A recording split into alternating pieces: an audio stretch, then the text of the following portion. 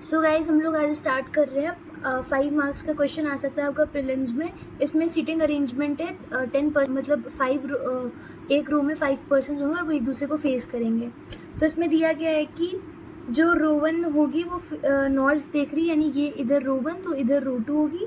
और रो 1 में ASDFG and रो 2 में हमारे रो 1 में QWERT है। ओके, तो हम लोग 5 पर्सन एक रूम में बनाते हैं। 1 2 3 4 5 1 2 3 4 5 और यहाँ पे हमारे होंगे QWERT और यहाँ पर होंगे ASDFG। और एक केस हम लोग और बना लेते हैं। 1 2 3 4 5 1 2 3 4 5 और ये हमारे QW से T तक और ये A to G। ठीक है, अब इसमें दिया गया है कि इनके पास डिफरेंट नंबर ऑफ कॉइन्स है 1 2 3 4 5 till 10 और सम जो होगा वो 11 होगा जो ऑपोजिट बैठे होंगे। यानी कि अगर इसके पास 10 है तो इसके पास 1 होगा, इसके पास 9 है तो इसके पास 2 होगा, ये बोला गया है। ठीक है, तो पहला कंडीशन है कि R जिसके पास हाईएस्ट नंबर ऑफ कॉइन्स है वो second to right of Q है, R एंड पर नहीं है, यानी कि R यहाँ पे नहीं आएगा। ठीक है, और वो Q के सेकंड टू राइट है। अगर Q यहाँ आया तो उसके immediate right end second to right R नहीं आ सकता है, तो Q हम यहाँ नहीं लेंगे। Q यहाँ लेंगे तो R ही नहीं आ पाएगा, तो Q या तो यहाँ पे आएगा या तो यहाँ पे आएगा। तो हम इस कंडीशन में Q को यहाँ पे रख देंगे और R यहाँ पर आ जाएगा, और इसमें हम Q को यहाँ पे रख देंगे तो R यहाँ पे आएगा। R के पास हाइएस्ट नंबर ऑफ कॉइन्स है, दैट इज 10। तो R के ऑपोजिट जो बैठेगा उसके पास 1 होगा, क्योंकि सम 11 होना चाहिए। मैं यहाँ पे लाइन खींच दे रही हूँ। ठीक है, और यहाँ पे जो बैठा होगा उसके पास 1 होगा, तो ये मतलब इसका। फिर दिया गया है कि जो ऑपोजिट टू Q है उसके पास 8 कॉइन्स है, यानी कि इसके पास 3 होंगे तो इसके पास 8 हो जाएंगे। फिर ऑपोजिट टू Q 8 है तो Q के पास 3 होंगे। Then D third to left है जिसके पास 8 कॉइन्स है, तो इसके third to left, first second third यहाँ पे D आएगा और यहाँ पे फर्स्ट सेकंड थर्ड यहाँ पे D आएगा। ठीक है, सम F और E का 11 है, यानी कि F और E एक दूसरे को फेस करेंगे। ओके, F इस साइड आएगा और E इस साइड आएगा। ओके, और 1 पर्सन F और G के बीच में बैठेगा, G एंड पे नहीं है। ठीक है, इस केस में F और E यहाँ आ सकते हैं या तो यहाँ आएंगे। अगर F और E यहाँ आया तो F और G के बीच में 1 पर्सन है, F यहाँ आया तो 1 पर्सन छोड़ के G नहीं आ सकता क्योंकि D है, और F आया 1 पर्सन छोड़ के G यहाँ पे आया बट G एंड पे मना है, तो F और E यहाँ नहीं आएंगे। तो इस केस में F और E यहाँ पे आएंगे और F 1 पर्सन छोड़ के G यहाँ पर आएगा। ओके, अब इस वाले केस में F और E फेस करेंगे एक दूसरे को। अगर मैंने F और E यहाँ लिया तो F 1 पर्सन छोड़ के G नहीं आ पाएगा, तो F और E यहीं पे आएंगे मेरे, F यहाँ पर एंड E यहाँ पे, तो G यहाँ पे आएगा। ओके, फिर दिया गया है E has more than F, E के पास F से ज़्यादा कॉइन्स हैं। ओके, W जिसके पास 9 है वो second to right of T है। ठीक है, तो W और T इधर आएंगे तो वो एक ही जगह ये बची, T और W यहाँ पे आया, इसके पास 9 है तो D को मिलेंगे 2, और इस केस में T यहाँ पर आया तो W यहाँ पे आया 9 और D को मिलेंगे 2। ठीक है, अब हमारे पास यहाँ पर 2 पर्सन्स बचे हैं। Right, A opposite to Q नहीं बैठा, यानी Q के ऑपोजिट A नहीं है, तो A यहाँ पर आएगा, और यहाँ पे Q के ऑपोजिट A नहीं बैठा तो A यहाँ पे आ जाएगा। ठीक है, फिर T के पास लेस देन E है बट मोर देन F है, तो T के पास लेस देन E है, यानी कि T के पास मोर देन F है लेकिन लेस देन E है, तो ये कुछ ऐसे बनेगा। ओके, तो E के पास F से ज़्यादा है तो हमें इसको लिखने की ज़रूरत ही नहीं, यहीं पे आ गई ये चीज़। और A के पास लेस देन F है, यानी F के पास A से ज़्यादा है। ओके, ये इसका मतलब हुआ है। अब हमें देखना है हमारे पास नंबर कितने बचे,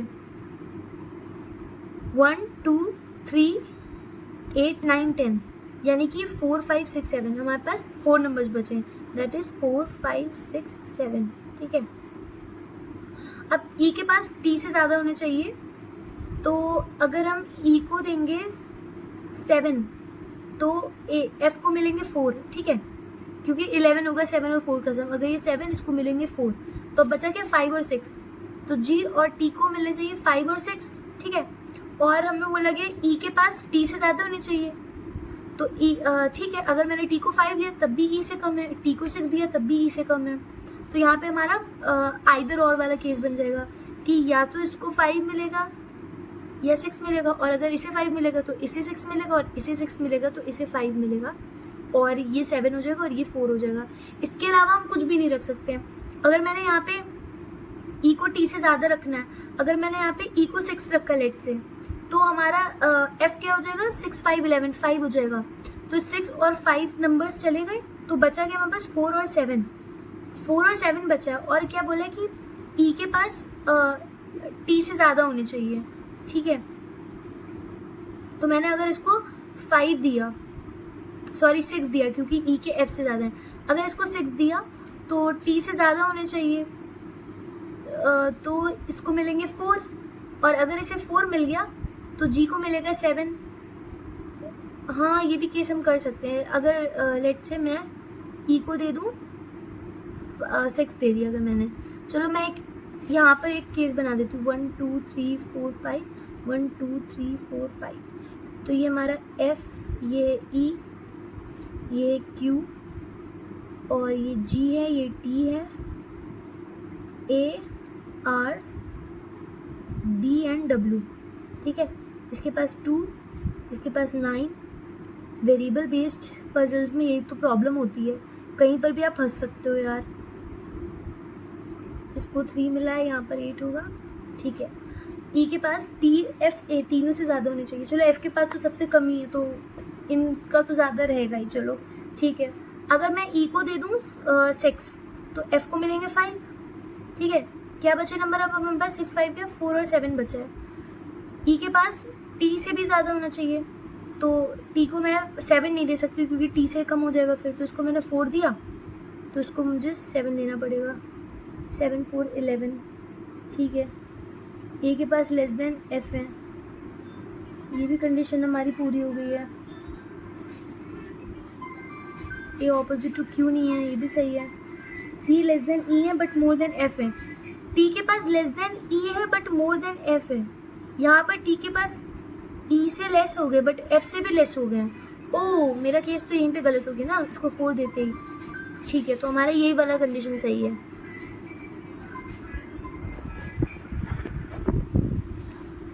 सॉरी गाइज, मैं पता नहीं कितनी ज़ूम्ड आउट हो गई हूँ आजकल। तो ये था हमारा केस। अब मैं इसको भी एक बार चेक कर लेती हूँ। ऑल्दो मेरा केस सही हो चुका है, स्टिल लेट मी चेक, हो सकता है ये आइदर और वाली कंडीशन यहाँ पे हो ही ना।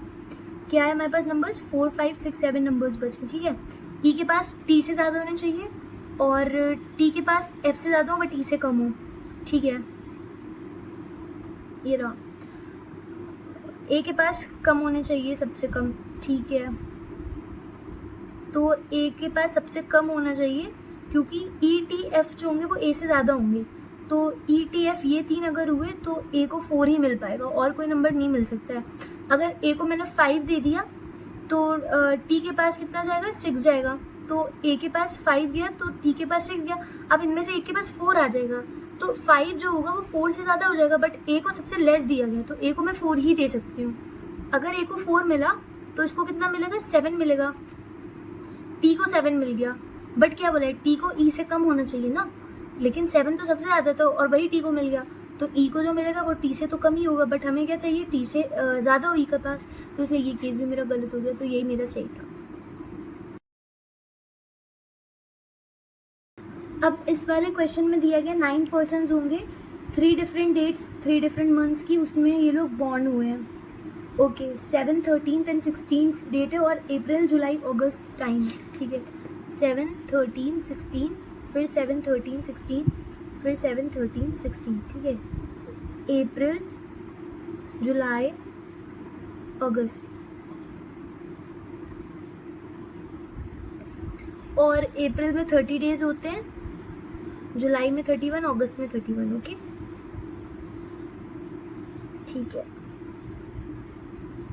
क्यू का बर्थडे इवन डेट में होगा, month which has 31 days. 31 days जुलाई और अगस्त में होते हैं, और इवन सिर्फ 16th है। क्यू यहाँ पे हो सकता है, क्यू यहाँ पे हो सकता है, इसके अलावा क्यू नहीं आएगा कहीं पे, ठीक है। 1 पर्सन क्यू और डब्ल्यू के बीच में हो, तो Q 1% W, Q 1% W, Q 1% W। बना लो केस क्या हुआ, जितनी जल्दी बन रही उतनी जल्दी कट भी जाएंगे। U का बर्थडे होगा बिफोर W और in a month which has even number of days, तो W से पहले होगा U has birthday before W which has even number of days, और U का birthday same date as W है, ठीक है। तो इवन नंबर ऑफ डेज इसी में 30 डेज इसमें होंगे, तो ये 7th, तो ये U 7 अप्रैल को होगा। यहाँ पे U 13 अगस्त है, तो W 13 अगस्त है, तो U 13 अप्रैल को होगा, ठीक है। और ये 7 जुलाई को है, तो U हमारा 7 अप्रैल को होगा। इवन नंबर ऑफ डेज में होगा ना, तो अप्रैल में 30 डेज होते हैं, ठीक है। T का birthday exactly 1 month before R होगा, ठीक है। एग्जैक्टली 1 मंथ का मतलब है कि अप्रैल में नहीं हो सकता है दोनों में से किसी का, क्योंकि इसके बाद अप्रैल के बाद मई आता है, लेकिन यहाँ पे जुलाई के बाद अगस्त आता है, तो इन्हीं में दोनों का होगा। और एग्जैक्टली R से 1 महीना पहले होगा। अगर T 7 जुलाई को होगा तो उसके एग्जैक्टली 1 महीने बाद R 7 अगस्त नहीं आ सकता है। अगर T यहाँ पे हुआ तो R यहाँ आ सकता है, और अगर T यहाँ हुआ तो R नहीं आ पाएगा, तो इनके लिए यही जगह बची। T यहाँ पे आया तो एग्जैक्ट 1 महीने के बाद R यहाँ पे आएगा। इस केस में T 7 जुलाई को है तो R 7 अगस्त को आ सकता है। T 13 जुलाई को है तो R 13 अगस्त को नहीं आएगा, और T 16 को आ नहीं सकता, तो T यहीं पे आएगा और R 7 अगस्त को यहाँ पे आएगा। और इस केस में T 13 को आया तो R 13 को आ सकता है, T हमारा 16 को नहीं आ सकता है क्योंकि Q, और T 7 को नहीं आ सकता क्योंकि W है, तो T यहीं पे आएगा और R हमारा 13 अगस्त को आ जाएगा, ठीक है। ये था इसका मतलब। फिर 2 पर्सन्स बॉन्ड हुए हैं T और S के बीच में। T 1 to S नहीं आ सकता, तो 1 to S यहाँ पे आएगा। T 1 to S नहीं, तो 1 to S, T यहाँ पे, तो 1 to S यहाँ पे आएगा। P का बर्थडे बिफोर V होगा और दोनों का सेम डेट पे होगा। P का बिफोर V होगा, ठीक है। तो V अगर यहाँ पे आया तो P 16 पे आएगा, और कोई नहीं बनेगा क्योंकि 3 जगह बची, सेम डेट चाहिए, तो सेम डेट यहीं पर है, तो V का बिफोर P होगा, तो सॉरी P का बिफोर V होगा, तो V यहाँ आया तो P यहाँ पे आएगा। और इस केस में अगर 16 को आया तो ये 16 को हो सकता है, इसमें भी 16 ही मैच करो और कोई नहीं, तो यहाँ पे V आया तो यहाँ पे P आएगा। और इस केस में यहाँ पे 16 है और यहाँ 16 है, इसके अलावा 7 का कुछ है नहीं, तो यहाँ पे V आया तो यहाँ पे P आएगा। अब X के लिए हमारी ये जगह बची, ये जगह बची और ये जगह बची। अब हमें देखना केस कैसे कटेगा। इन्होंने बोला है X का बर्थडे ना ही इमीडिएट बिफोर T होगा ना ही इमीडिएट बिफोर Q होगा, तो यहाँ पे देखो T से इमीडिएट बिफोर हो गया तो ये केस कट, यहाँ पे Q से इमीडिएट बिफोर हो गया ये भी केस कट, यहाँ पे Q से इमीडिएट बिफोर नहीं हुआ बल्कि इमीडिएट आफ्टर हुआ है, तो ये केस हमारा सही हो जाएगा। ये सर्कुलर अरेंजमेंट में है और इसमें सर्कमफ्रेंस 176 दी गई, 8 लोग हैं और सब फेस कर रहे हैं आउटसाइड, ठीक है। केस 1 यहाँ पे रखते हैं, 1 2 3 4 5 6 7 8, और केस 2 यहाँ पे रख लेंगे, 1 2 3 4 5 6 7 8, ओके।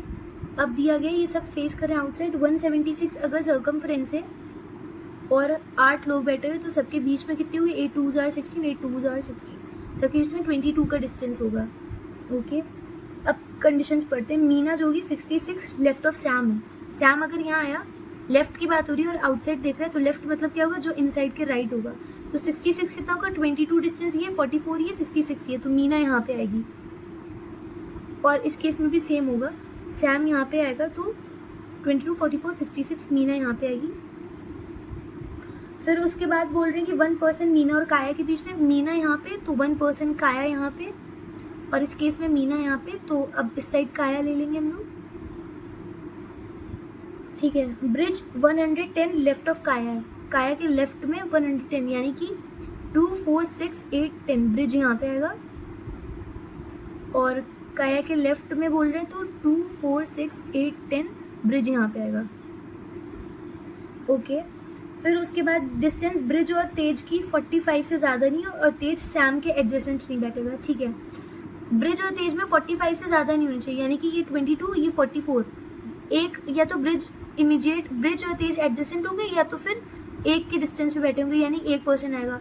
अब तेज होगा सैम के एडजेसेंट यानी कि यहाँ और यहाँ तेज नहीं आ सकता है, तो अब तेज के लिए बस एक यही जगह बचेगी, क्योंकि अगर यहाँ पे आ गया तो इनके बीच में 44 से ज़्यादा हो जाएगी और 45 से ज़्यादा हो जाएगी और यहाँ पे 44 हो रही, तो तेज हमारा इस केस में आएगा। अब इस केस में ब्रिज यहाँ पे सैम के एडजेसेंट तेज नहीं आ सकता, बट तेज यहाँ भी आ सकता है और यहाँ भी आ सकता है, क्योंकि यहाँ पे 22 डिस्टेंस और यहाँ पे 44, लेकिन इनकी 45 से ज़्यादा नहीं चाहिए, तो अब हम तेज को यहाँ भी रख सकते हैं और यहाँ भी मैंने 2 जगह टी लगा दिया है, ठीक है। फिर दिया गया कि Ram third to left of Tej है। अब तेज के थर्ड टू लेफ्ट यानी फर्स्ट सेकंड थर्ड यहाँ पे राम आएगा, और इस केस में अगर तेज यहाँ आया तो फर्स्ट सेकंड थर्ड राम नहीं आ सकता है, तो तेज हमारा ये हो जाएगा, और इसके third to left first second third Ram यहाँ पे आएगा, ठीक है, तो यहाँ पे तेज नहीं आएगा हमारा। उसके बाद बोल रहे हैं कि डिस्टेंस मोना और काया में 88 नहीं होगी आइदर फ्रॉम लेफ्ट और राइट। अब मोना एंड काया हमारी ये मोना या तो यहाँ आएगी या तो यहाँ आएगी। अगर मोना को मैंने यहाँ रखा तो ये देखिए 22, 44, 66, 88, इनके बीच में 88 होगी, चाहे लेफ्ट चाहे राइट, तो ये मोना यहाँ नहीं आएगी, यानी कि मोना यहाँ पे आएगी और टीना यहाँ पे आ जाएगी, ठीक है। और इस केस में काया हमारी ये रही 22, 44, 66, 88, यानी मोना यहाँ पे नहीं आएगी, तो मोना यहाँ पे आएगी और जो टीना बची वो यहाँ पे आ जाएगी, मैं इसको यहाँ पे लिखूंगी टीना। अब हमें देखना है केस कौन सा गलत है, उसके लिए लास्ट लाइन पढ़ेंगे। डिस्टेंस टीना और तेज में मोर देन 25 नहीं होनी चाहिए when counted from the right of Tina. Tina के राइट से अगर काउंट करें तो टीना और तेज के बीच में 25 से ज़्यादा नहीं हो। टीना बाहर देखेगी तो उसका राइट ये होगा। अब टीना के राइट में अगर तेज हम यहाँ पे जाएँ तो 25 क्या बहुत ज़्यादा होगी, तो ये केस कट। अब इस केस में टीना को हम बाहर आउटसाइड फेस करेगी और टीना के राइट में तेज है और इनके बीच में डिस्टेंस है 22 का, तो ये कंडीशन सही है क्योंकि 25 से ज़्यादा का नहीं है, तो हमारी ये वाला केस सही हो जाएगा। तो ये थे गाइज हमारे कुछ पजल्स और सीटिंग अरेंजमेंट के क्वेश्चंस प्रीलिम्स लेवल के। Hope you guys like it, do share and subscribe to my channel. Have a nice day, bye bye.